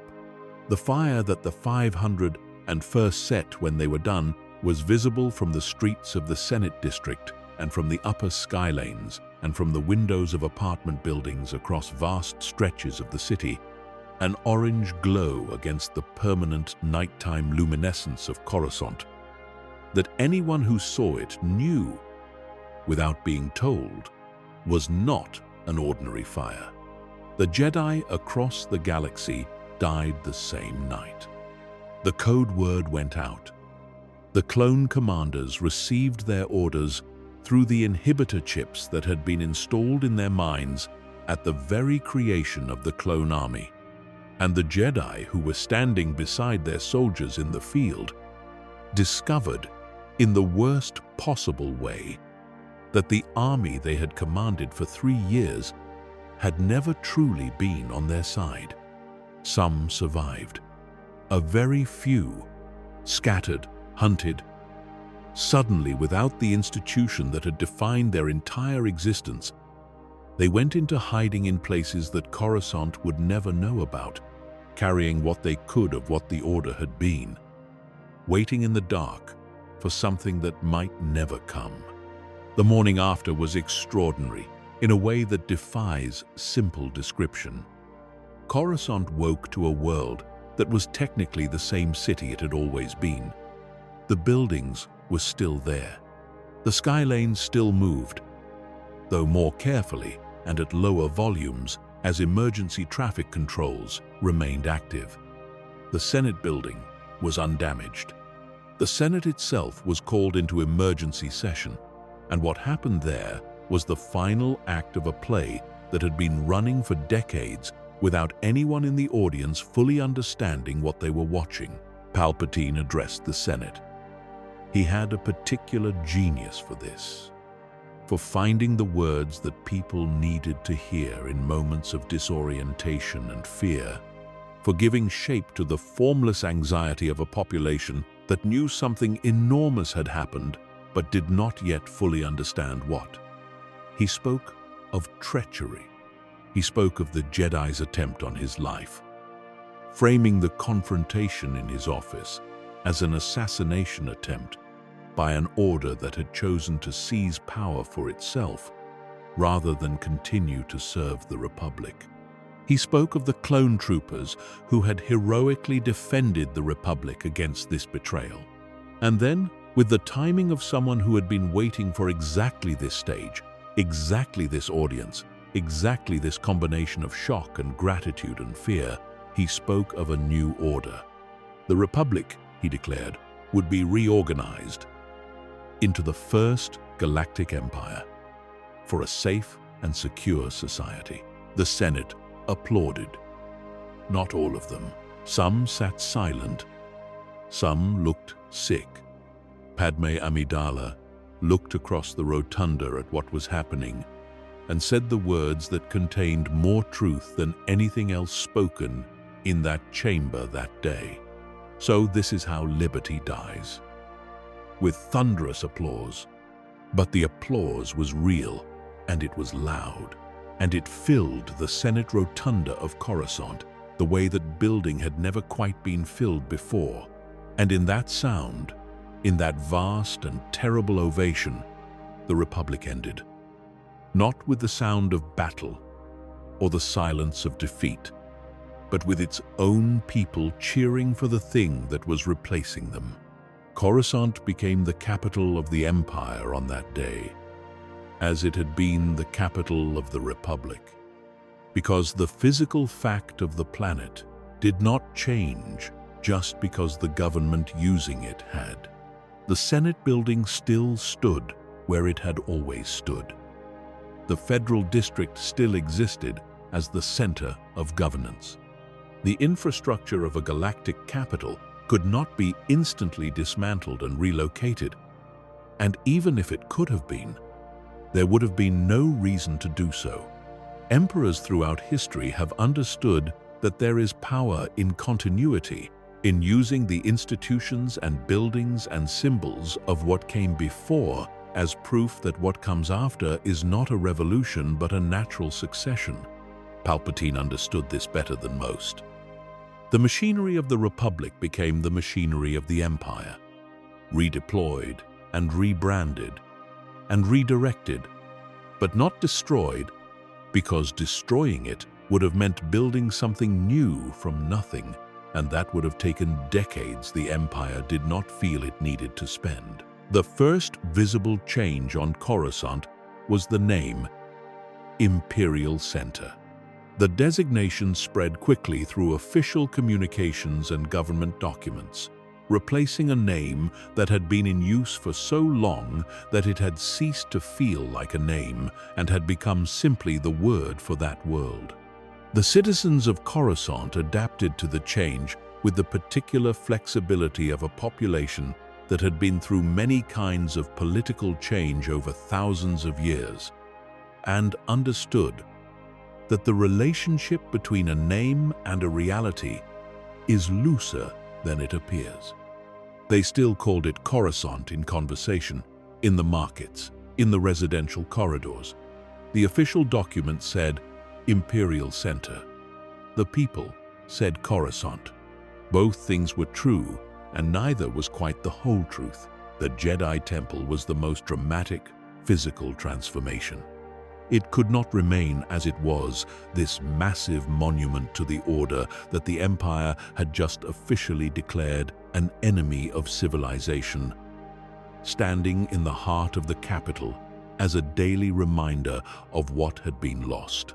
The initial response was to seal it, to place imperial security forces at its entrances and bar access to anyone without explicit imperial clearance. The temple had been damaged in the attack, but was structurally intact, its ancient construction having survived far worse than a night of fire, and it sat in its sealed state for some time, while the decision of what to do with it was considered. The answer, when it came, reflected the particular sensibility of the new order. The temple would not be demolished. It would be converted. Imperial architects were tasked with modifying the building's interior and rebranding its purpose, transforming it from a monument to the Force and its servants into something that announced imperial presence and imperial power. The spires remained. The physical mass of the building remained. But what it was became something entirely different. And the change was visible to anyone who had known the temple before and who saw it after. The skyline of Coruscant changed in other ways too, more gradually but no less deliberately. The empire had an aesthetic, and it expressed that aesthetic through architecture with the same commitment it brought to every other aspect of its public identity. The buildings constructed during the early imperial period had a particular character. Enormous in scale, stark in design, deliberately imposing rather than elegant, built to communicate power through sheer physical mass rather than through any beauty or complexity of form. Where the Republic's architecture had been varied, reflecting the different eras and different cultural influences that had contributed to the city over thousands of years, the imperial construction program imposed a kind of uniformity on the new buildings it added to Coruscant's skyline. A conformity of style that was partly aesthetic and partly ideological, because the Empire believed in conformity in ways the Republic had not, and expressed that belief in every medium available. The Imperial Palace rose over Coruscant as the most visible expression of this new aesthetic, a building of extraordinary scale built adjacent to the Senate complex that was clearly designed to communicate not governance, but dominion. Where the Senate building's great rotunda had implied equality, had arranged its senators in a circle equidistant from a center, the palace made no such implications. It was vertical, hierarchical, a structure whose entire visual logic was based on the principle that some things are higher than other things, and that height is the correct expression of importance. The Emperor's chambers were at its summit. Everything else cascaded downward, from there in arrangements of decreasing prestige. The building told you, architecturally, everything about the system of values it represented. Ordinary life on Coruscant under the Empire was a complicated thing to characterize, because it was genuinely different in different layers of the city and for different populations of its trillion inhabitants. For those at the upper levels, in the wealthy districts, in the professional and managerial classes who served the Empire's enormous administrative apparatus, daily life was not dramatically different in most surface respects from what it had been under the Republic. The cafes were still open, the market still operated. The entertainments and cultural offerings of the upper city continued, somewhat altered in content, because the Empire had views about what culture was appropriate and what kind of expressions served its interests, versus undermining them, but the basic texture of comfortable life was preserved for those who conformed to what the Empire required and did not ask questions that the Empire had not invited. The Imperial Security Bureau established its presence on Coruscant with the thoroughness of an organization that understood surveillance as the foundation of control. The ISB's offices occupied buildings throughout the Federal District and beyond, staffed by agents whose job was to monitor the communications and activities of Coruscant's population for signs of dissent, disloyalty, or what the Empire classified broadly as seditious activity, a category capacious enough to include most forms of political criticism if expressed to the wrong person at the wrong moment. The ISB worked through informants as much as through direct surveillance, and the knowledge that informants existed, that a neighbor or colleague or acquaintance might be passing information to Imperial security forces, created a particular atmosphere in the social life of the city. Conversations became careful. Certain topics were avoided in public and addressed only in private with people of established trust. The openness of the Republic's political culture, always imperfect but genuinely present in ways that made the Senate district cafes into places of real exchange, contracted. People still talked, but they talked differently, and they thought about what they were saying in a way they had not needed to think before. The Senate itself continued to exist in a form that was technically recognizable as the institution it had been. Senators still seated in their repulsor-lift pods in the Great Rotunda, debates still conducted through the formal procedures that the body had developed over 1,000 years of practice. But the debates had changed in nature. They addressed the questions the Emperor permitted them to address, passed the legislation the Imperial administration had prepared, and received the information the Empire chose to share with them. The idea that the Senate exercised meaningful oversight of Imperial executive action was sustained as a formality even as the practice of it hollowed out entirely. The senators who understood this most clearly found themselves in an impossible position. Those who spoke too loudly about what was happening were visited by the ISB or found their systems suddenly facing regulatory scrutiny that had not previously been applied to them. Those who stayed silent became complicit in the silence. Most of them stayed silent, at least in the places where their silence could be witnessed and recorded. There were exceptions. There were always exceptions, because 1 trillion people produce a range of responses to any situation, including oppression. And some of those responses include resistance. Senators who maintained private networks of like-minded colleagues who spoke honestly to each other about what was happening. Citizens who passed information to people they trusted, who passed it further to people they did not know. In the levels below the official city, in the underworld where the Empire's surveillance apparatus was deployed, but stretched thin by the sheer volume of space to be monitored. Information moved and plans were made, and small acts of defiance occurred that nobody in the Imperial Palace heard about immediately, if they heard about them at all.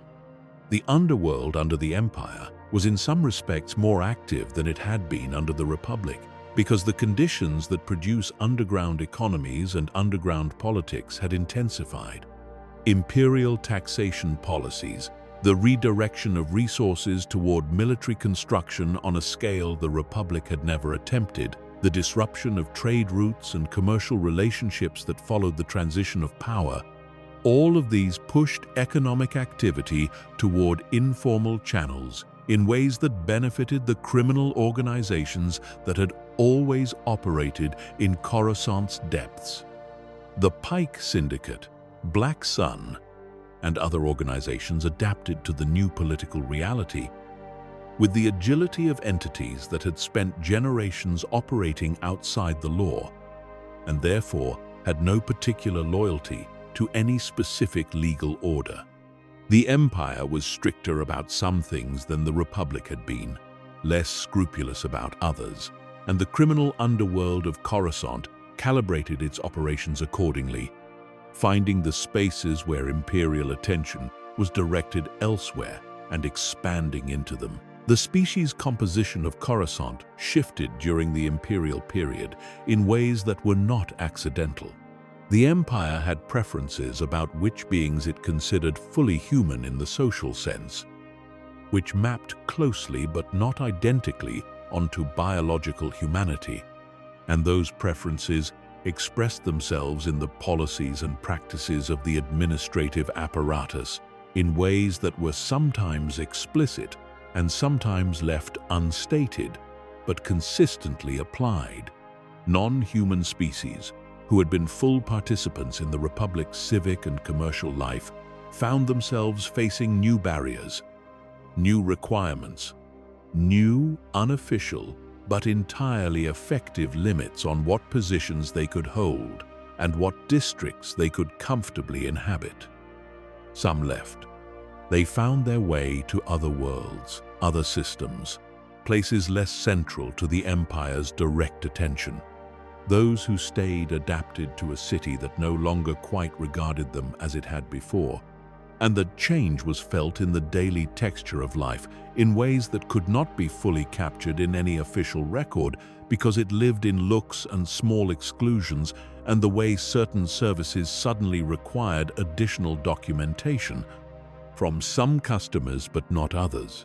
The Grand Army of the Republic had become the Imperial Stormtrooper Corps, and their white armor was now visible throughout Coruscant in a way that clone troopers had never been.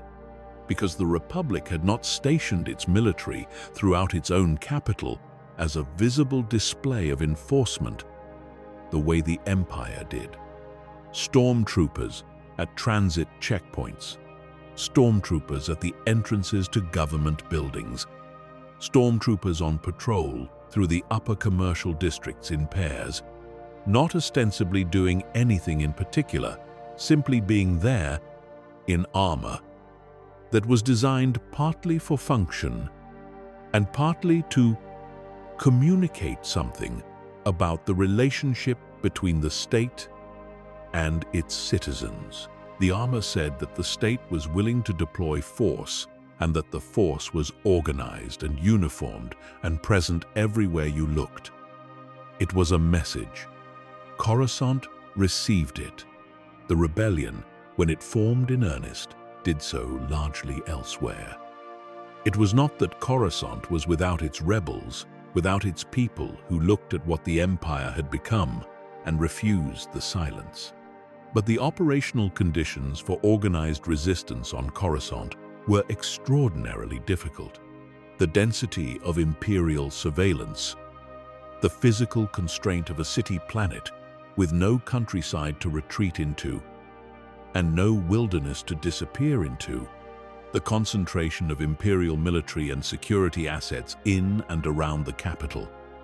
All of these factors made Coruscant a place where rebellion was dangerous to the point of rapid self-termination. The rebellion found its bases in the Outer Rim, in the remote systems where the Empire's administrative attention was spread thinner, where local populations had reasons of their own to resist, and where the landscape offered what a city planet absolutely could not, which was somewhere to hide. But Coruscant had its shadows, and the rebellion understood shadows. Information passed through the city in ways that no surveillance system could completely prevent, because a population of 1 trillion people produces a volume of communication that exceeds any monitoring apparatus's capacity to fully analyze, and because the people who wanted to move information had centuries of underworld infrastructure to call upon for assistance. Contacts were maintained. Data was passed. The city that was the Empire's beating heart was also, in its depths and its margins, partially wired for the rebellion in ways that would matter when the time came. The Death Star changed the equation of everything, and Coruscant knew it in the particular way that a capital city knows strategic developments, not through direct experience, but through the quiet calculations of the administrative apparatus that surrounded it. When the first Death Star was destroyed at Yavin, the ripple that passed through Coruscant's political and military establishment was felt in the faces of officers in the Imperial Palace, in the emergency briefings that ran through the night, in the suddenly very careful conversations in the Senate, rotunda among senators who were privately recalculating what the future looked like. Now that the Empire's ultimate symbol of invulnerability had proven to be something other than invulnerable. The rebellion had not just destroyed a superweapon, it had destroyed a narrative. And narratives are sometimes the most important structures in a civilization, more load-bearing than the actual buildings, more essential to the whole thing holding together than any military asset. The years between Yavin and Endor were years of tightening on Coruscant. The Empire responded to the rebellion's continued existence and growing effectiveness by applying more pressure in the places it could apply pressure, which included the political life of its own capital. The Senate, already diminished, was formally dissolved. The Emperor announced that regional governors, the Moffs and Grand Moffs, would henceforth exercise direct control over their territories without the mediating structure of a legislative body. The Senate building on Coruscant suddenly became a building without a purpose, a monument to an institution that had been officially retired. Some of it was converted to other imperial uses. Some of it sat in a kind of official limbo, maintained but inactive, a very large and very visible reminder of something that had existed for 1,000 years and was now simply gone. The people of Coruscant absorbed this development the way they had absorbed so many others in the imperial period, with the particular resilience of a population that had learned to continue living regardless of what was happening in the buildings above them. The cafes stayed open. The sky lanes kept moving. The trillion lives that made up the actual lived reality of the planet continued to be lived, because the alternative was not possible. You cannot simply stop a civilization of that size because its government has changed form. The city persisted. It had always persisted. It had been through more than anyone currently living could fully imagine.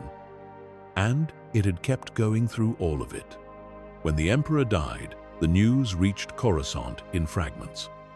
The Battle of Endor was not a battle that occurred anywhere near the capital, which was itself significant given the pattern of the war. It happened in the Outer Rim, at a remote forest moon where the Empire had been constructing its second Death Star, and where the rebellion had chosen to strike at the most strategically and symbolically important target available. The battle was decisive. The Death Star was destroyed. And aboard it, in a moment that would be told and retold until the telling became something close to myth, the Emperor of the Galaxy fell.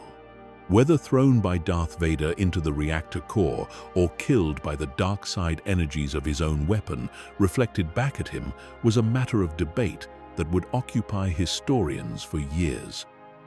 What was not debated was the result. Palpatine was dead. The man who had built the Empire, who had been building it in one form or another for his entire political life, who had destroyed the Republic from within its own highest office, who had overseen 20 years of galactic domination from the planet that now bore the name he had chosen for it, was gone. And the Empire did not know yet how to exist without him. The news spread to Coruscant in the way that catastrophic news always spreads through a city before official channels confirm it. Faster than any broadcast, through the networks of human contact and whispered conversation and the particular speed at which information travels when it is the kind that people desperately want to share. Officers in the Imperial military heard it through their own command structures.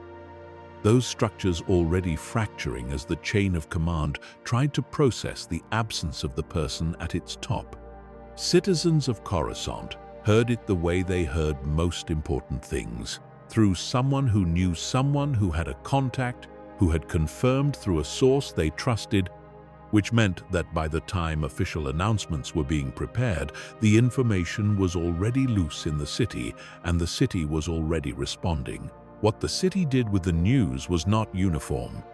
In the underworld, in the levels where imperial authority had always been imperfectly applied, and where the memory of what the city had been before the empire was still carried by the older populations, there was something that cautious people would have called celebration, and that they were careful to conduct quietly until they understood more clearly what was going to happen next. In the upper levels, among the officials and officers and administrators who had built their careers and their identities around imperial service, there was a different response. A kind of stunned paralysis that comes from having the foundational assumption of your entire professional life suddenly removed. And in the very upper layers of the military and political apparatus, there was the rapid and ugly scramble that always follows the unexpected death of an absolute ruler, the sudden emergence of competing claims and rival factions, and the very swift and very violent settling of accounts that had been waiting for exactly this moment. The empire did not fall immediately. Empires rarely do, even when their emperors die, because an empire is more than one person. It is millions of people who have built lives around its existence and who will fight to preserve those lives even in the absence of the vision that created the whole structure. What followed Endor was a period of imperial dissolution, accelerating through engagements and negotiations and defections and military campaigns that the rebellion, now calling itself the Alliance to Restore the Republic, prosecuted with an urgency born of understanding that partial victory was not the same as safety, and that imperial factions given time to consolidate might produce something as dangerous as what had come before. On Coruscant, the dissolution was felt in the withdrawal of imperial resources, the redeployment of military assets toward the fronts where the empire was fighting for its survival, the gradual thinning of the stormtrooper presence in the city's streets as units were pulled away to other theaters. The ISB continued its work, but with a desperation that was itself informative. Surveillance resources stretched thinner and less systematic as the organization tried to manage the impossible task of maintaining control over a planet of 1 trillion people, at the same moment that its parent government was losing battles across the galaxy. Things that had previously required careful concealment began to be discussed more openly in the middle city, in the residential districts, in the markets and transit platforms where people gathered every day and talked about what was happening. The Battle of Jakku, fought roughly a year after Endor in the space above a desert world in the Outer Rim, was the decisive engagement that formally broke the Empire's military capacity. The remnants of the Imperial fleet, gathered under the command of Grand Vizier Mas Ameda and other senior Imperial officials who had survived Endor's aftermath and the factional struggles that followed it, were met by the New Republic's military in a battle of extraordinary scale and conclusiveness. The Empire lost, not just tactically and not just strategically, but in the comprehensive sense of an organization whose ability to project force sufficient to maintain its claims had been permanently destroyed. The Galactic Concordance that followed established the terms of the Imperial surrender, drew the borders of what remained of Imperial territory in the Outer Rim, and formally acknowledged the New Republic as the legitimate successor government of the galaxy. What came next for Coruscant was something that nobody had quite fully planned for. Because, in the long years of fighting the Empire, the rebellion had been better at thinking about how to defeat its enemy than about what to do with the galaxy's most complicated piece of real estate once the enemy was defeated. Coruscant was the capital. It had been the capital for 1,000 years of republic and 20 years of empire. It had the infrastructure, the history, the symbolic weight. In many respects, the obvious thing was for it to remain the capital of the new republic, as it had been of every other galactic government that had used it. And yet, the new republic did not make this obvious choice, at least not immediately. And the hesitation revealed something important about how the architects of the new order understood what Coruscant had become. The problem was not the city. The problem was what the city represented. Coruscant had been the Empire's heart for 20 years. Its streets had been walked by stormtroopers. Its buildings had been used by the ISB. The Senate had been dissolved from within its own chambers. The Jedi Temple had been defiled. The planet's very name had been changed, and the change had been accepted. For populations across the galaxy who had suffered under Imperial rule, Coruscant was not simply the old Republic capital waiting to be reclaimed. It was a symbol of collaboration and capitulation. A world that had housed the machine that oppressed them. The new Republic, building its legitimacy from the rebellion's moral authority rather than from the Republic's institutional tradition, understood that choosing Coruscant as its capital immediately and without reservation might read as an endorsement of continuity with everything that had happened there, which was precisely the kind of continuity it most needed to reject. So the new Republic debated. It established its initial government in other locations, moving between systems with a peripatetic quality that was partly philosophical, a demonstration that the new government was not captured by any single world or interest, and partly practical, since no single existing facility outside Coruscant was large enough or sufficiently equipped to serve all the functions of a galactic capital. Coruscant remained the administrative center of much of what the new Republic inherited from the Empire. Because you cannot simply stop processing the paperwork of a galactic civilization, but it was a center without the symbolic status it had previously held, operating in a kind of political limbo that was uncomfortable for the planet's inhabitants, and only gradually resolved as the new government found its footing. The celebrations that followed the Empire's defeat on Coruscant were real, and they were enormous.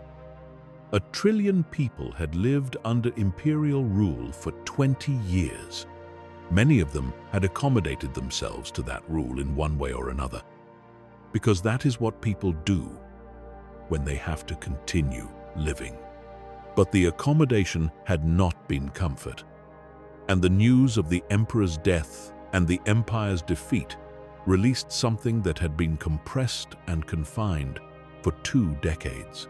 The streets of the upper city filled with people.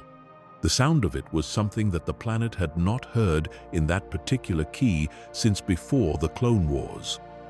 The sound of genuine public joy, collective and spontaneous, and without official coordination, just people coming out of their buildings and looking at each other and deciding together that this was a thing worth celebrating. Statues of the Emperor and other imperial figures came down in some districts. The name Coruscant began to reappear in official communications. Slowly at first, then with increasing frequency as the new Republic established that it was comfortable with the planet's real name rather than the Imperial designation. Imperial Center receded. Coruscant returned. The name that had outlasted the Republic, outlasted the Empire, outlasted everything, was still there. The work of rebuilding was slower and harder than the celebrations. It always is. The ISB offices had to be cleared, and their records secured, a process that revealed the extent of the surveillance apparatus. And that was deeply uncomfortable for many Coruscanti citizens who discovered that information about them, or people they knew, had been collected and stored and analyzed by people whose job was to look for threats and who had, inevitably, found them or manufactured them when they could not be found. The stormtroopers who had not fled with the retreating Imperial forces surrendered in most cases, and the process of determining what to do with individuals who had served the Empire's military was one of the more difficult questions the New Republic faced, complicated by the fact that many of them were not enthusiastic volunteers for oppression, but people who had made choices under conditions that made the alternative seem impossible. Justice and mercy pulled in different directions, as they always do after catastrophic events, and Coruscant became one of the places where that tension was most visibly worked out, because it was where so much of the machinery of Imperial authority had been concentrated. The planet began the slow process of becoming something new. Not new in the sense of unrecognizable, because it was still Coruscant. Still the same city built on the same layers. Still the same underworld extending below the same gleaming surface. But new in the sense that a world that has been held under a particular ideology for 20 years and is then suddenly without that ideology has to rediscover something about itself, has to remember what it was before or decide what it wants to become, has to reckon with everything that happened and find a way to carry it that makes the future possible. The Jedi Temple stood silent for years. It was not converted back immediately, partly because there were not enough Jedi left to inhabit it, and partly because the question of what the temple was supposed to be now that the order it had housed was gone was genuinely complicated. A few survivors of Order 66 existed, scattered and cautious, maintaining the tradition in forms adapted to survival rather than to the institutional life the temple had supported. The building became a symbol of something the New Republic wanted to honor and did not quite know how to honor, a monument to loss that was also a reminder of what the Force had meant to the galaxy and might one day mean again. It stood in the Coruscant skyline as it always had, its spires visible from across the city, present and patient, as if it understood that some things return on timescales that individual lives cannot easily measure.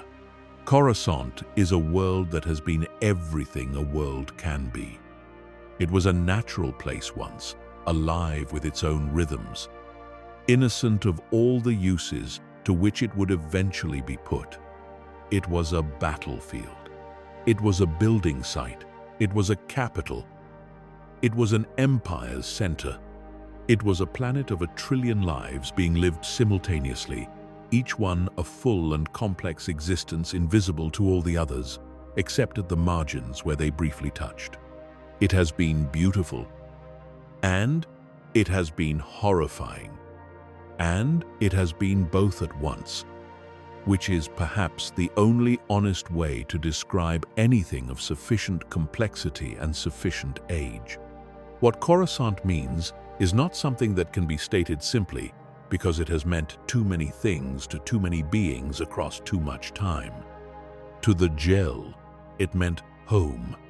To the town, it meant the place they were forced to leave, the origin point of an exile that became an identity.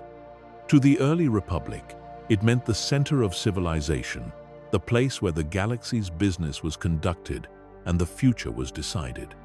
To the Jedi, it meant the temple and the nexus beneath it, and the particular quality of being in a place where the Force runs strong and where thousands of years of dedication to something have left their mark on the very air.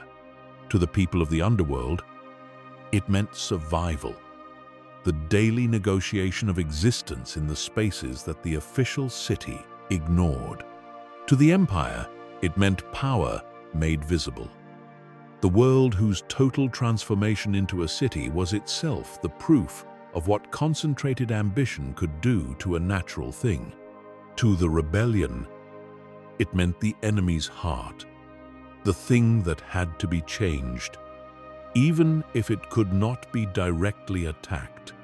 And to the people who simply lived there, across all those eras, through all those governments, through all those nights when the lights of the city made it impossible to see the stars, it meant home, the complicated, layered, ancient, extraordinary home of a civilization that had built itself so thoroughly onto a planet that the planet and the civilization had become impossible to separate. 1 trillion lives, one world, one city, so vast that its edges touched each other on the other side of the planet. One story written in Durasteel and permacrete, and the bones of every building that had ever stood on that ground and been demolished to make room for the next one. The layers go down a very long way. Below the Senate District, and below the Jedi Temple, and below the underworld markets, and below level 1313, and below all the levels that have names, and all the levels that never had names, because nobody who makes names for things has been down there in 1,000 years. There is the original ground, the soil of Coruscant. It has been so long since anything touched it with the intention of understanding what it was that the soil might as well be a legend. But it is there. It is still there. The forests that grew on it are gone. The oceans that bordered it are gone. The creatures that lived in and among them are gone. Most of them, though some small remnants persist in the deep underworld ecology in forms their ancestors would not recognize. The gel and the tongue are gone, transformed into other things, other identities, other peoples who carry no memory of the particular world where their story began. But the ground is still there, and the force that the Jedi felt running through the nexus beneath their temple is still there, patient and deep and connected to everything, indifferent to the structures built above it, indifferent to the politics that have come and gone like weather across the surface of a world that has seen more history than any other in the galaxy. The Force does not care about governments. It does not have opinions about empires. It simply is, in the way that fundamental things simply are, waiting to be felt by whoever is sensitive enough and still enough to feel it, whoever can be quiet for long enough in a city that has almost never been quiet, whoever can hear in the hum of a trillion lives the older, slower sound beneath it all. This is Coruscant, the world at the center of everything, the city that swallowed a planet, the place where the Republic was born and where it died, and where the Empire rose over its ruins, and where that too eventually fell, leaving behind the layers, always the layers, each era compressed into the geological record of the place by the weight of everything that came after. It will outlast the New Republic as it outlasted the Republic and as it outlasted the Empire. It has been here longer than any government that has ever claimed it. It will be here after the last claim has been made and forgotten. Some nights, in the deepest levels of the underworld where the lights are old and the corridors have not been maintained for centuries, you can feel the planet breathe. The atmospheric processes create a cycle that mimics the rhythm of a natural world's day.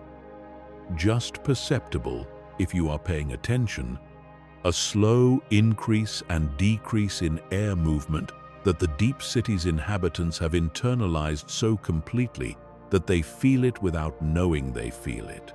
And in that rhythm, in that manufactured breath, there is something that almost but not quite resembles what this world used to be, what it was before the first stone was laid on the first foundation, what it might, on the scale of geological time, Be again when the city is finally gone, and the ground has had 1,000,000 years to think about what it wants to grow.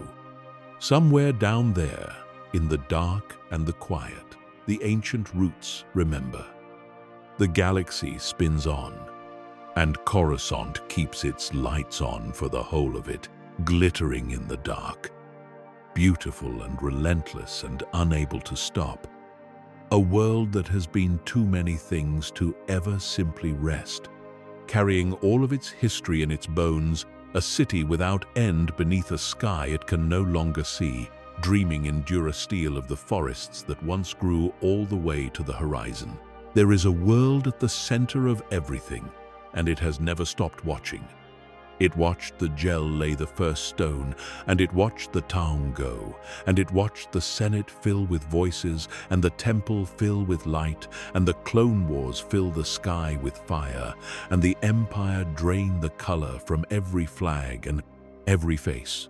It watched the rebellion's hope move like a current through its underworld, and it watched the Emperor fall, and it watched the cities celebrate with a sound that shook all the way down to the levels that should not have been able to feel anything anymore. It watched all of it. It is still watching. It has seen the end of things it was told would last forever. It knows, the way that only very ancient places know, that nothing lasts forever except the ground itself. And even the ground is patient rather than permanent. But for now, tonight, the lights are on. All of them. From pole to pole. From the uppermost platforms down to the deepest service corridors where nobody has walked in centuries. 1,000,000,000,000 points of light on a world that turned itself into a city because it had no other direction to grow. Coruscant. Still here, still watching, still glittering in the dark at the center of everything, the way it always has, the way it always will.